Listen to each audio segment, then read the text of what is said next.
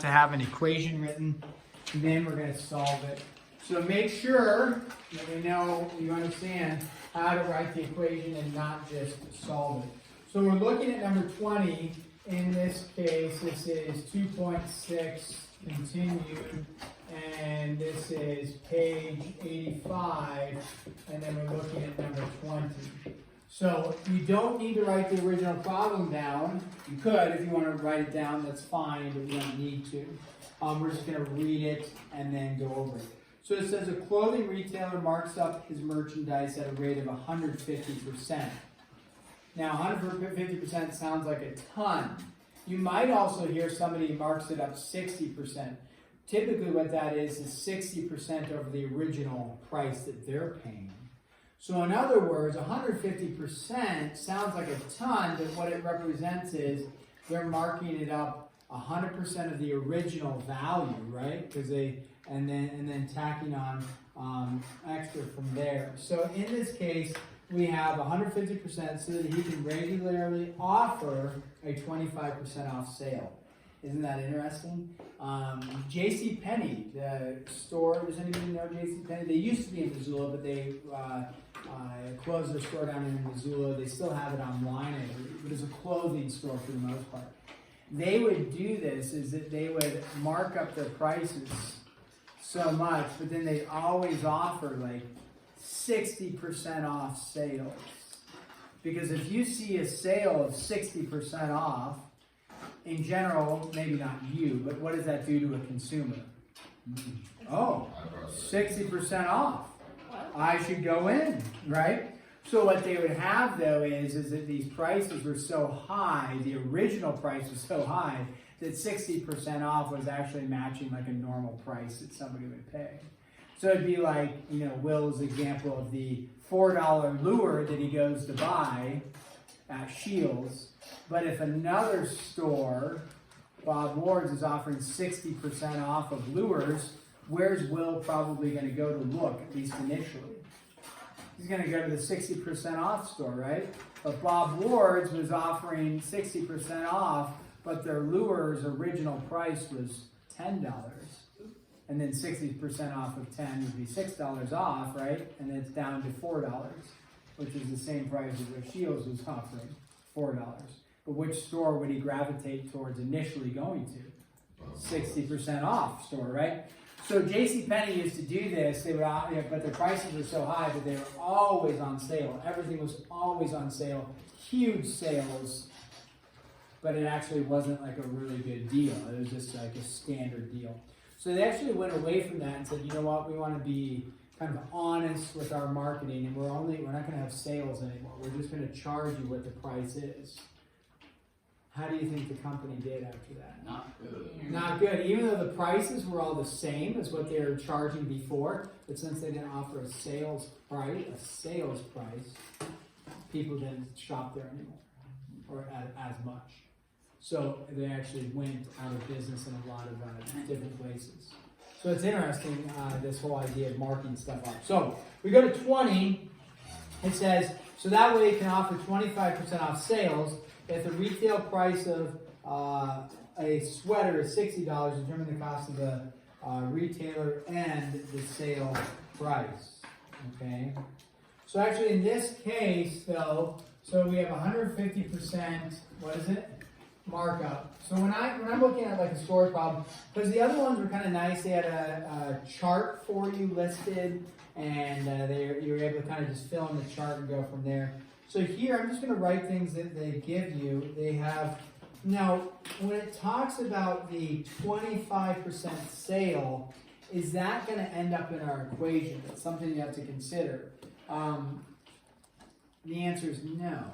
25% sale price doesn't go into our equation at all. He's just stating that that's why he does this, so that later he can have a 25% sale price. It doesn't ask what the sale price is. Or actually it does, so never mind, we will end up, I'm sorry, looking at it, it does say determine the cost of the retail and the sale price. So we will end up dealing with a 25% sale price. I'm just putting the numbers in there that they give us. And then we have a sweater, which was the retail price of the sweater, retail price is $60. Now, retail, is that what he buys it for or what he's selling it for? What does retail mean?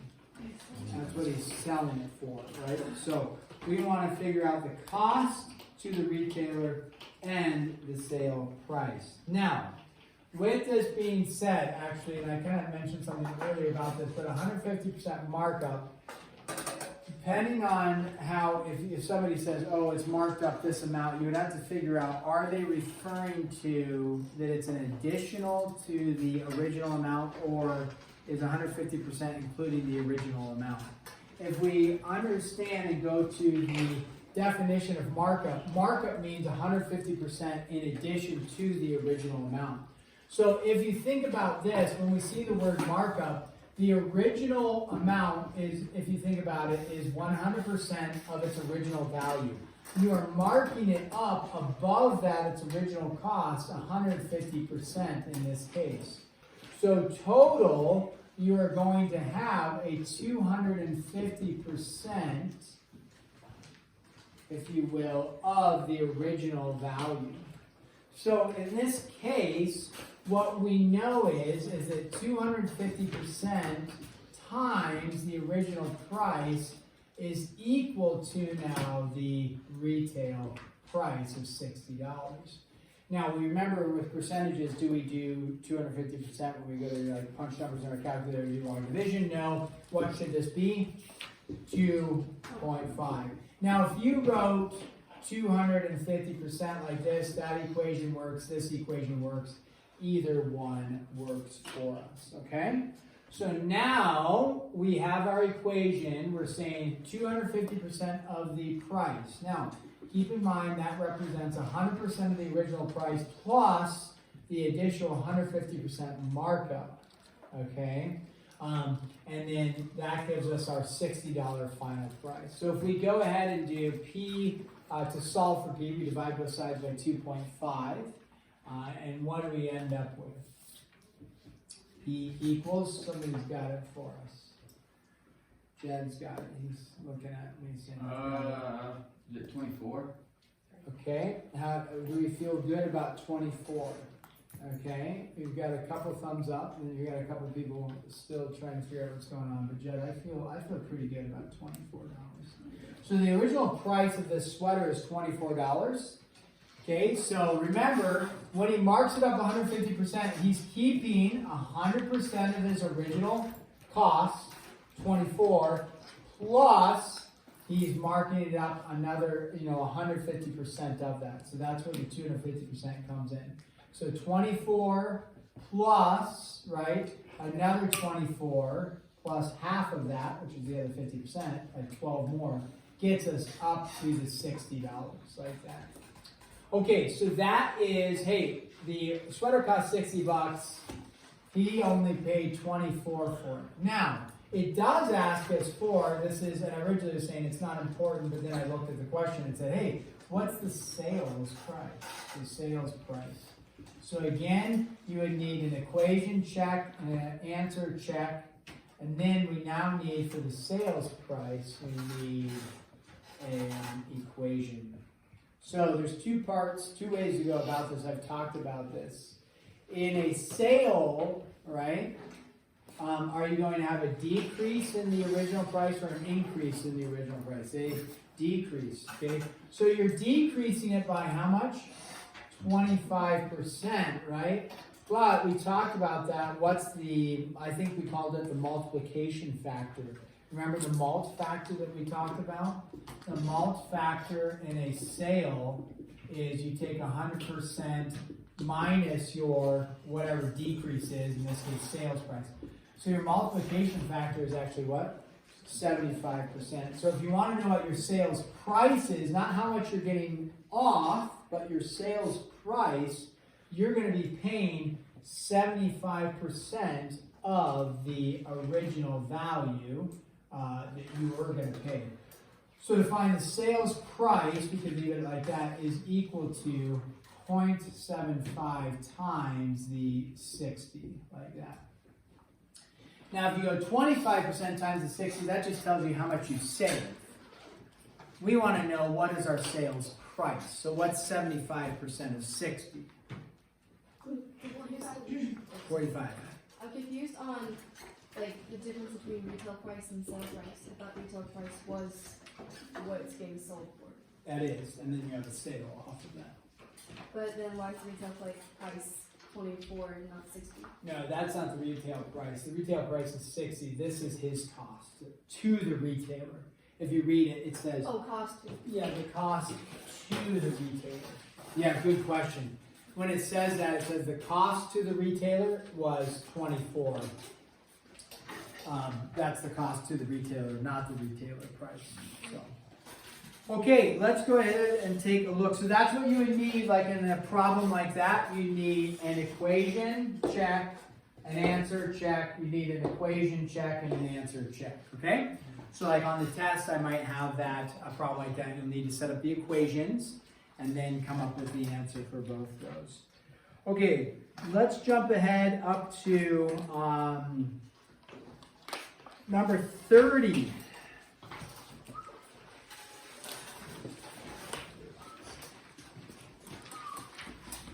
Okay, 30 states a real estate agent gets 6% commission on lots he lists and sells. He gets 3% of lots he sells that were listed by somebody else. 1 week he sold 90,000 lot listed with another company and a 65,000 lot he had listed. Find his commission. Okay? So in real estate, the general idea is, this is good for you to know someday, or your parents might be interested in this if they're selling their house. You can kind of like understand it.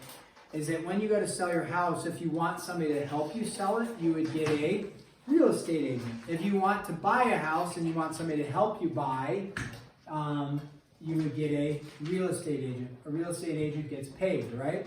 So how much do they typically get paid? Typically, it's understood, it's 3%.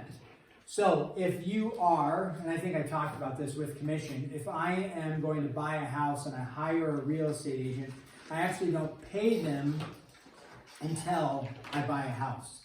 So they'll look for a house. I tell them, hey, I'm looking for a 3-bed, 2-bath house with 1 acre. And they say, okay, I'll start looking for you. And so they, look for you, and then they say, hey, I found a property. It's down in Stevensville. I say, I don't want to go as far as Stevensville. I'd like to be in Florence. And so they say, okay, we have a property in Florence. And they find this property for you. You go look at it, and you say, okay, I think I'd like to buy this house. Then they put an offer in for you, and they send an offer to the seller, and they deal with all of that. And then you're like, nice, I'm buying the house. Then you pay them 3%. Now, typically, that 3% doesn't come out of your pocket per se. It actually comes out of the sale price of the home. So if the home was listed for $400,000, when you go to buy it, you don't have to pay more than $400,000. Because in the $400,000, the 3% of that will actually go to the real estate agent that's buying the home or helping buy the home. And then 3% more goes to the seller real estate agent. So if I want to sell my home, it actually makes sense too to get a real estate agent, doesn't it? Because an agent will help you market it, and they'll say, hey, we want to help you sell your home. You don't have to have them, but it can be helpful. All right, so with that being said, if I'm a real estate agent and I'm selling a home, I'm saying, hey, I'm selling this home for somebody, I've had it listed, and I find a buyer as well. If I do both parts, then I get a total of 6%. Sometimes they'll offer a discount, say, since I found both, I'll give you a 5% discount. Or like 1% off or something. So in this case, it states for this guy, or the real estate agent, he is, 1 week he sold a 90% or $90,000 lot listed with another company. So he sold it, but it was listed with another company. So what's his commission on that? 3%. So what you want to figure out is what's his commission on a $90,000 lot. You would take your price of the lot, multiply it by the commission. That's how you figure out commission. There's a little equation for that. And 0.03, right? And that simply is your commission rate, the 3%. All right, so we go 90,000 times 0.03, and that would be our equation, something simple like that. Make sure you write an equation. If you wanted to write X, you could. C for commission is better, that's optimal. So what do we get? C is equal to? 2,700. How much? 2,700. 2,700. Is that a pretty good deal for the real estate agent? You bet. Now they may have to do a lot of work for it, or they may have to not do a lot of work for it. Just depends. Depends on the market, what's going on. And then the other one was how much? 65,500. So the other commission, so there's our first one that we did. The other commission was 65,500, and what was his percentage on that? 6%. So this is a nice little profit for him. And so what do we end up with for that? Just punching it into the calculator or wrong? 3,930. 3,930. Okay. And there we go for that. And then, does it ask for any other information? Ask for the total. So here, our total would be equal to 2,700 plus the 3,930, and that would equal 6,630. Okay, there you go. So there would be, in this case, like 3 different types of equations that you want to have, and then 3 different answers for you. Okay. So again, you'll need the equations, and then you'll need the values or the answers. All right, we're going to pause there, give you the remainder of the time to work on problems for 2.6. If you're all done, you can be looking ahead to some of the other problems that we'll be doing.